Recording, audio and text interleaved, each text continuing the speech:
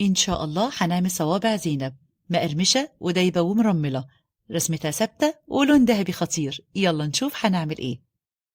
أول حاجة هنجهزها الشربات. عندي كوبايتين من السكر، عليهم كوباية ونص من المية، معلقة كبيرة من عسل الجلوكوز، ونص عصير ليمونة وباكيت فانيليا. مش بقلبهم، برفعهم على النار يغلوا لمدة 10 دقايق.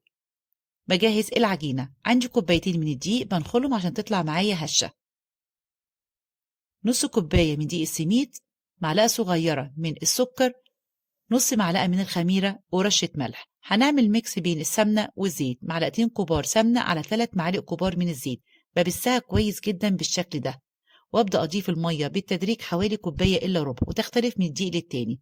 وحاولي ما تزوديش مية كتير عشان العجينة ما تطلعش معاكي طرية قوي، ولو طلعت معاكي طرية جدا هتلزق منك، وفي نفس الوقت أثناء التشكيل الرسمة معاكي هتروح وهتفرش منك قوي. شايفين العجينة طرية وفي نفس الوقت متماسكة ومش بتلزق. بغطيها واسيبها حوالي 5 دقايق. باخد نص الكمية والنص التاني بغطيه. هلفها كده على شكل رول، وهقطعها قطع صغيرة كان وزنها من 8 ل 9 جرام. هاخد قطعة قطعة واشكلها كده صوابع متساوية. هجيب بقى أي مصفى سلك عندي وابدأ إن أنا أشكلها بالشكل دوت. بفردها واخدها كده لفة واحدة، وعشان تعرفي معاكي العجينة ناجحة أثناء التشكيل ما تلزقش بالشكل ده. هبدأ أجهز الزيت يسخن مش يغلي. هخلص أول كمية وابدأ إن أنا أقليها على طول.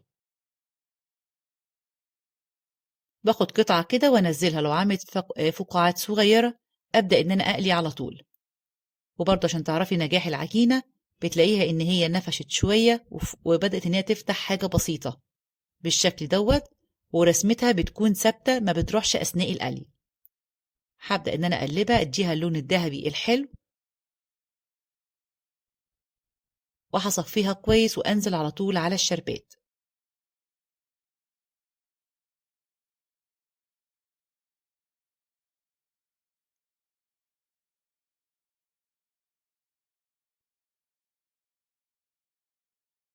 ولو عجبكم الفيديو ما تنسوش الاشتراك في القناة وتفعيل الجرس، وسيبولي تعليق حلو. شايفين بقى؟